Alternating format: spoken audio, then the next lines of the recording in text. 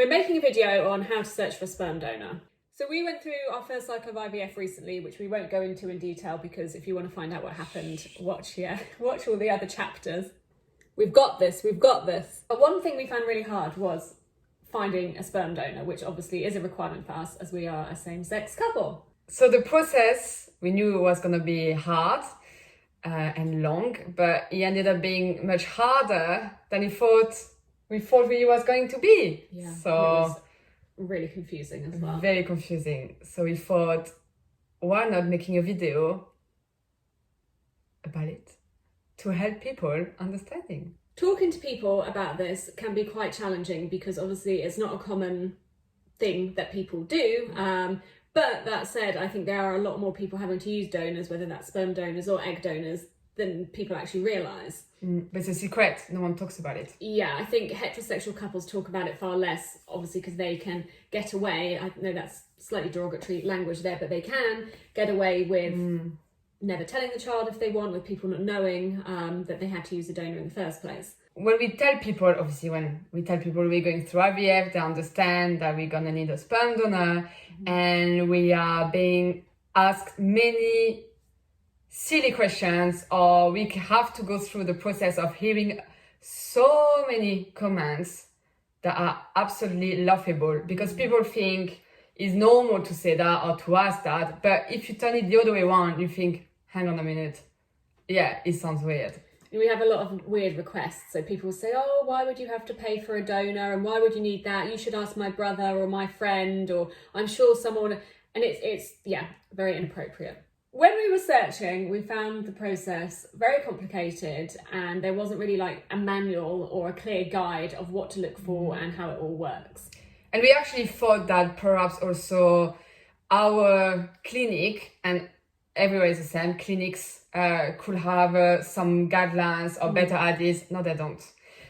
Because again, it's not that common. So you kind of being left on your own to do your own research and learn from the internet, basically. So here are some of the things we learned that hopefully will help you out if you are in the same boat that we were once in. First of all, our recommendation is that you should use a trusted and reliable sperm bank. To name a few, some of the main ones we looked at were the European Sperm Bank, the London Sperm Bank, Creole Sperm Bank, which is based in Denmark, Zytec Sperm Bank, which is based in the US, and Brighton Sperm Bank. So all of the sperm bank we have just named are based in different countries, and they all have different legislations and rules. So you find it's a very different feel from one sperm bank to another, depending on the country. Yeah, initially we just looked in the UK because we thought it just made sense. We live in the UK, it would be good to have a donor from here so that when our child is older and they might want to reach out, that the donor will be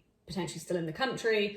But it was really difficult in that in the UK they have very strict laws and rules and regulations, and you cannot retrieve a lot of information about a donor. So some of the catalogues we looked at from the UK, from London or Brighton, or from individual clinics were literally, this is my business card, were literally you could fit it on this card.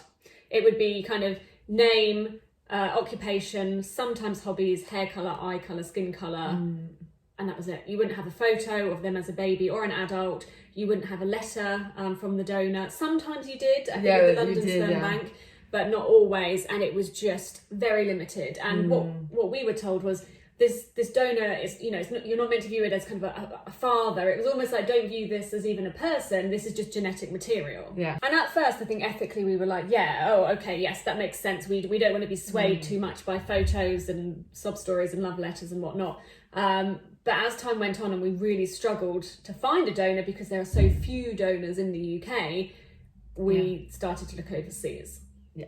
So we're not going to say what sperm bank we use, as we don't want to kind of identify, our donor or anything to do with that for the sake of our child. But we did go overseas. You can probably guess, seeing as there's only 2-3 countries that we'd probably use, so you might be able to guess it.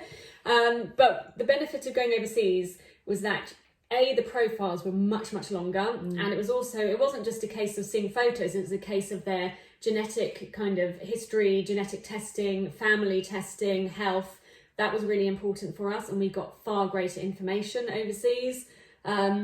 we had to pay a little more to get access to adult photos, which at first was something we didn't deem necessary. But as our search went on and we just couldn't find anyone, and we were tearing our hair out because our IVF was literally on pause because we couldn't find anyone, one grey January, I think it was evening, I suddenly said, why don't we pay, I think it was an extra £200 or so, to get access to these VIP profiles, because maybe there's somebody in there, and turned out there was. Yeah. So we just thought it was a good compromise between the emotional criteria we had and more like pragmatic, like genetic type of criteria we have. So that was a good balance. Yeah. So 3 important points that I think we learned beyond the kind of obvious things from this process, we just wanted to quickly talk through because hopefully it will help somebody out. And those are the HFEA approved list, the UK standard, and CMV status. One thing we learned was that you might find someone in America, let's say, a donor, and think, yep, that's the donor that I want to use, and then realise that actually your clinic, it's not on their approved list of sperm banks, so therefore you may have to move clinics, which is actually what happened to us. Yeah. Check on the HFEA website their approved lists, and it will show you if you want to use an American sperm bank or the sperm bank in Denmark or wherever it may be. It will say on the website whether your clinic actually works with that sperm bank. So do that first, because unless you're flexible about moving clinics, that could really be a major factor. And as I said, we had to move clinics, and that delayed the whole process probably by, I don't know, a couple of months. Yeah. It worked out to our advantage in the end, but it did create unnecessary cost and disruption at the time. Yeah, it did, yeah. If you do choose to look at sperm banks overseas, make sure you click the UK standard box or the UK compliant box, because another mistake we made. And we made this mistake in that the box was not very obvious, and it was kind of like hidden. It was not very clear at all. And we found a donor, didn't we? Yeah. That we really liked, loved his letter, loved the overall profile, were really happy, had a bit of a discussion, thought about it, and we're like, yeah, this is it, let's go for it. Paid the money. We did, yeah. And everything. So we were like, yeah, we found our donor, it's done, like, we're ready. And you called me, didn't you, when I was at work one day, to say, bad news, sperm banks rung up, we can't have it. Because there was on the criteria list, on the search, you have to put obviously where you are based. So we thought that by indicating we were based in the UK, they will only show us, obviously, UK approved donor, which is not the case, because there was another tiny box to click to say UK standards approved. I was furious, yeah. So that was the thing, because in the UK, as you probably know or not know, the donors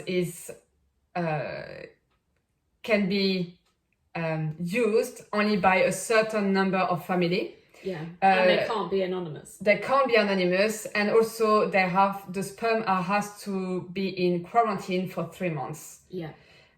Not about COVID, just a standard quarantine. Standard, yeah. So we didn't realise that the donor we picked actually was an anonymous donor, which would have been available to the people in other countries where these laws don't apply. But to us in the UK, we have to have someone. When we say anonymous, non-anonymous, obviously all donors are anonymous. You don't know their names and their addresses. But if they're non-anonymous, it means that when the child's 18, they can contact the sperm bank and they will be given the name and address and details of the donor so that they can get in touch. And UK law says that has to be the case. Yeah. Which is normal. Yeah, but we had paid for an anonymous donor without realising that he was anonymous. You text me at work. I was in a training session, and I remember seeing this text and I was furious. And you can't exactly say, sorry, would you mind if I stepped outside? I just found out I lost my sperm donor. So we kept having, it was very frustrating. I was so angry. Because we had to learn by ourselves, and we kept having, step back. Yeah, we kept step back.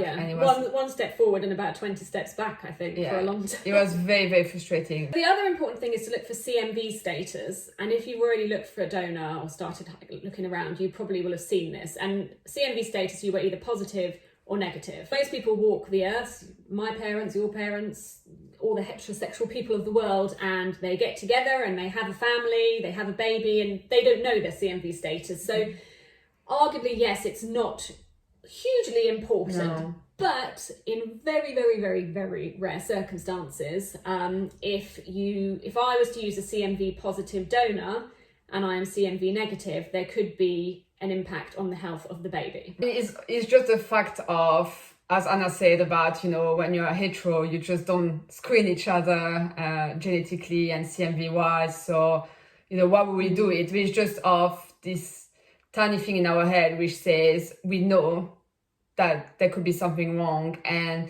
if we give birth to a child which appear to have this illness because of that, we will hit ourselves forever. Just the fact that we knew about it. So according to my research, it's very unlikely, but in severe circumstances it can cause blindness, deafness and mental retardation. And I think even though the likelihood is so slim, like paper thin, when you're looking for a donor, the advantage you have, and actually the privilege in some ways that you have, is that you have the knowledge. Yeah. So much as it's a bit of a curse because it's constantly narrowing down your search, if you know that this is a risk, even if it's the most unlikely risk, I would say, do the right thing. So when we were looking, we were kind of told by the clinic at the time, oh, don't worry, you can pick a positive or a negative, it shouldn't make any difference.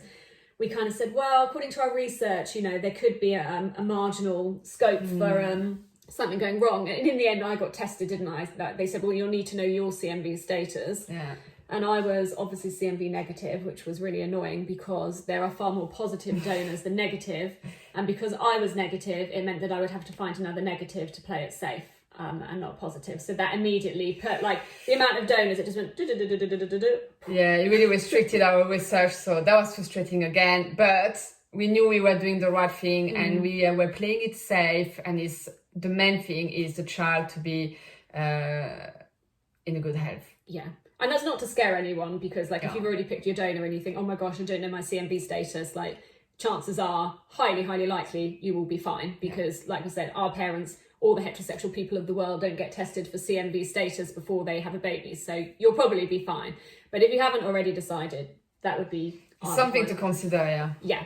So what should you be looking for? How do you pick the donor that's right for you as a family? We were talking about that yesterday, and we said that it's, now we went looking back how we've done it, you start your approach in a very emotional state. So all of the criteria you can think of are actually emotional, which is good because there has to be an element of that. But more you look into the process and you move forward and you actually become much more pragmatic. Yeah. So you look more into genetic, into health, like what we just mentioned about the CMV. But you need a bit of both. It has to be a combination of both, especially for us, that we know obviously that our child might end up meeting our donor one day. So we'll be happy to sit down and have a chat with this person. No problem. We will get along. Well, we think we will get along. That's the main thing. I think the key is to not do it quickly. I mean, I think if you're looking for a donor and you see a profile and think, oh my gosh, I'm in love with this profile, then I guess, okay. But I think we fell in love with actually quite a few profiles. Yeah, we did. And I think actually at the time it was frustrating it taking so long. I think we started looking around November and we didn't get our donor picked until January. End of January, yeah. But we never thought it was going to take that long. No. And at first, actually, it's quite fun. I mean, fun. It was kind of funny. It's like, oh, look at all of this profile. Oh. But then at the end, we could not. I mean, it was like unbearable. We found our donor in the end on a Sunday evening. I think it was 11 or half 11 in the evening. We were exhausted and we'd got to the point where I'd got up that day and said,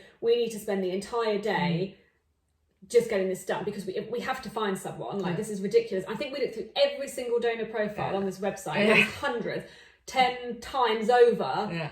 And it was literally, 11 o'clock at night. And I said, hang on a minute, maybe we should pay for this VIP profile. Paid for it. Found two that we really, really, really liked. There was very little between them. And then in the end, a couple of things just toppled us over to the one we chose. And like I said, it was nearing midnight on Sunday. We were exhausted.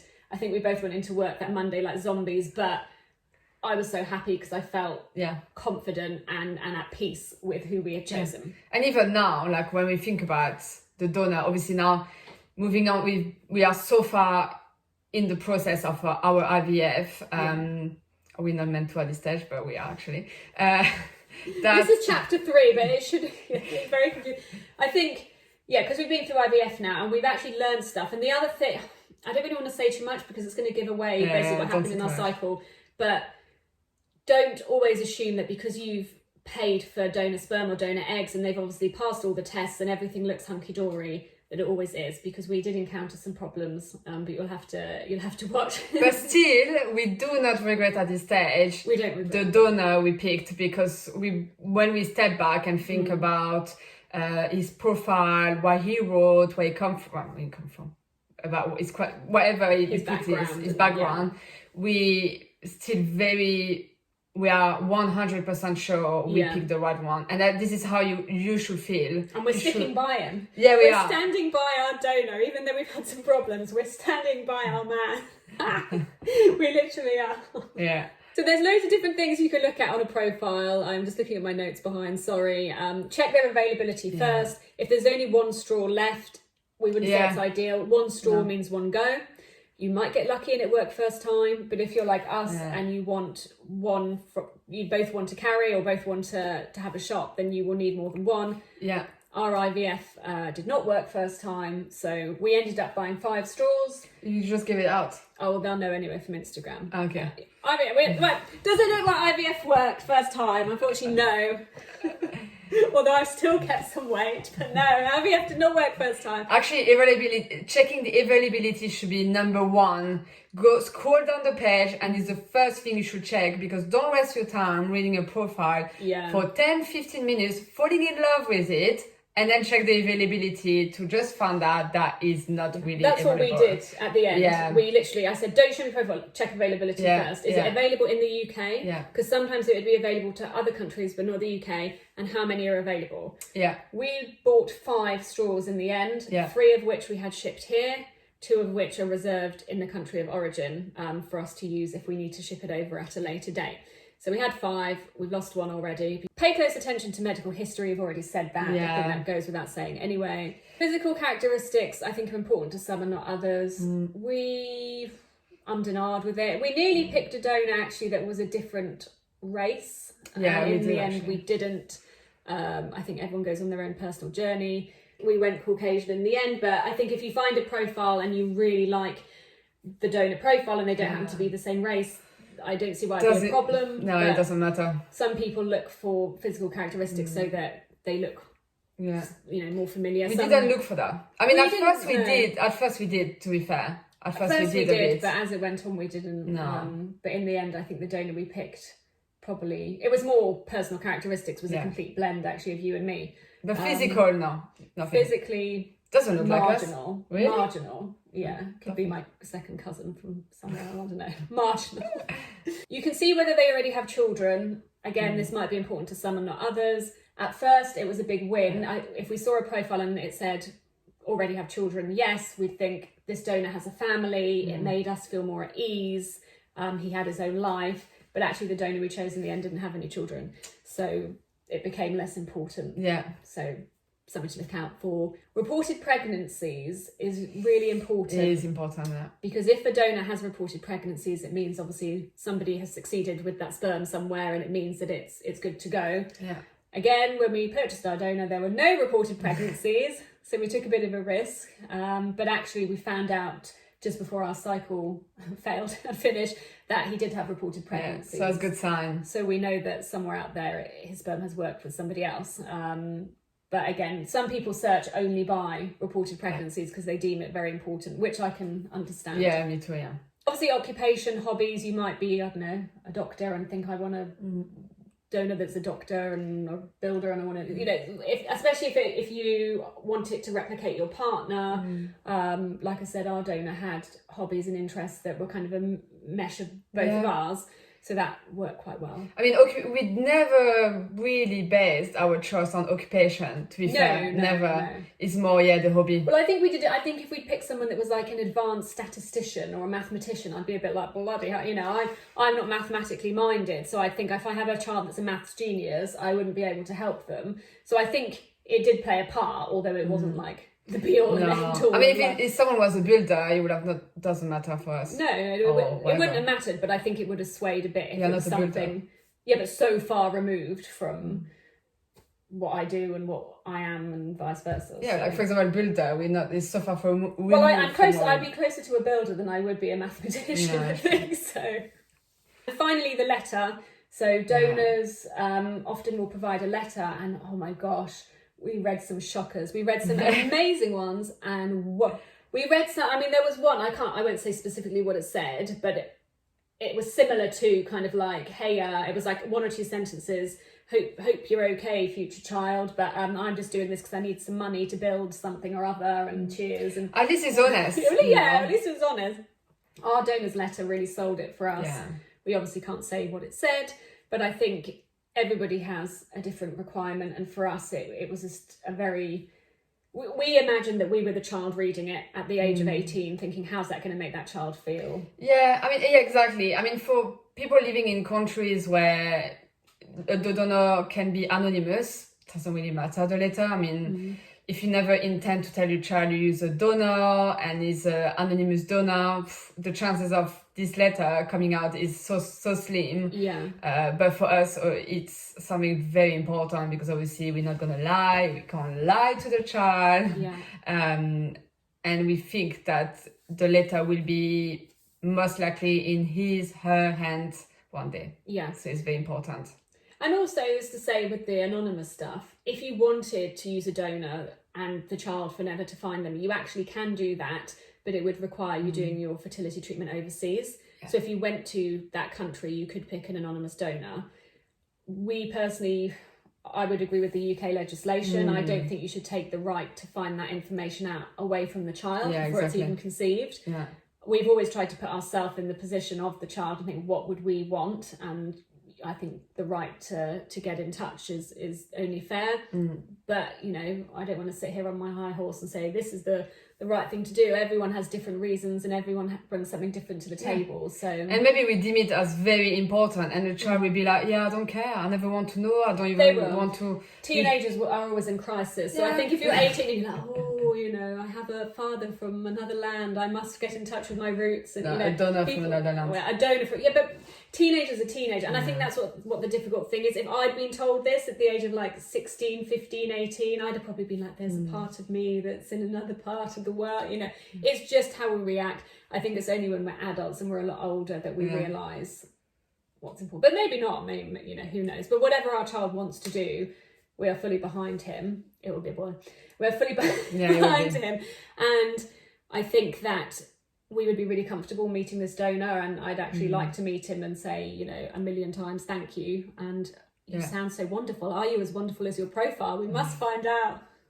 And also something we forgot to mention is we made the mistake a couple of times at the beginning of the process ourselves, and a lot of people, when they ask us these weird questions or make these weird comments, always use the word father. And that's like something that we ourselves, as I say, we're guilty of doing. Yeah. And one day at the clinic, they said to us, it's donor, stop it. It is a donor. It's someone who is doing a donation and they're willing to do it. It's a donor. It's not, the person doesn't do it in order to become a father or a mother if he's an egg donor, for example. It's just a donation. Yeah. A father's someone who raises you and contributes throughout your life. It's not someone who you've never known or met. Yeah. So and I think that's it was a learning curve for us. It's a learning curve for our family and friends, and you realise, we both want to be egg donors. I was really keen to do that, because I think if you're willing to take a donation, you should be willing to be a donor. Yeah. And I would never have gone forward thinking, I am the mother to a child. The only mother I'll ever be is to our child, not to a child. And I would happily meet that child if they want to meet me one day.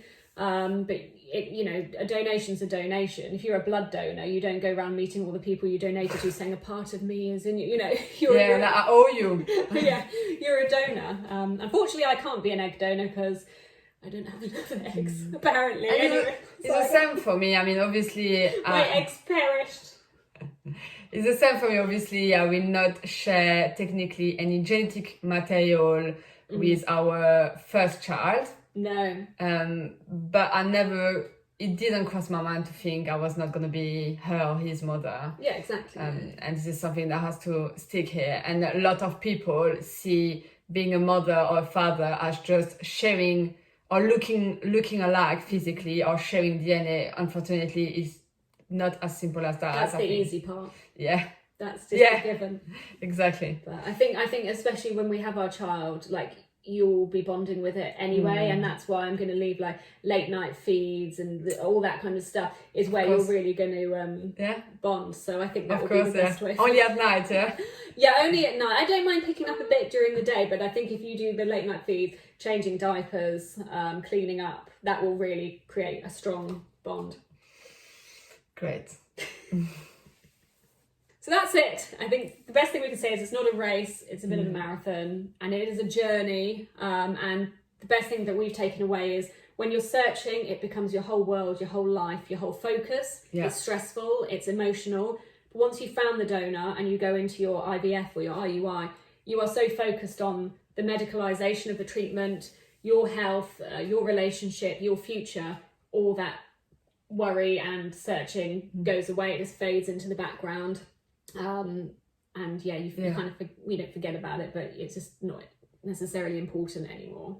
Yeah, and it's important to talk to your partner as well about what is important for you as a couple, because if you start looking on one side and your partner start looking on the other side with two different lists of criteria, it's going to take a long time to agree. So that's something we had to do as well. Look together. I think we most of the time use the same laptop and look together. Sometimes we'd look separately and I'd say, oh, I've narrowed down these 5 and you'd narrow down these 5. But yeah, good luck. And you get this. You got this. And if you're going to do IVF or IUI, which I assume you are, if you're looking for a donor, I don't know what else you'd be doing. Good luck. And hopefully we will have some good news in the coming months, years. And you learn a lot and you grow a lot and you become, I think, a much stronger, better, more rounded person. And also, sorry, I know this video is really long, one thing I forgot to say is as we were going through IVF and because of COVID and all kinds of crap happening, I ended up letting it slip to many more people that we were going through IVF. And actually, the more people I told who were actually, all straight friends, straight colleagues, whatever, the more I realised that people came forward and said, I've been through IVF. Yeah. I met a good handful of people that I never knew went through IVF, one of whom actually had to use a donor, a heterosexual person that had to use a donor. And it made you realise, wow, this is actually much more common than we thought. And I think the more you share it and are open about it, the greater impact it has on the world, because you realise how many people have actually been through it. Exactly. So good luck, and we hope this video has helped in some way. Bye.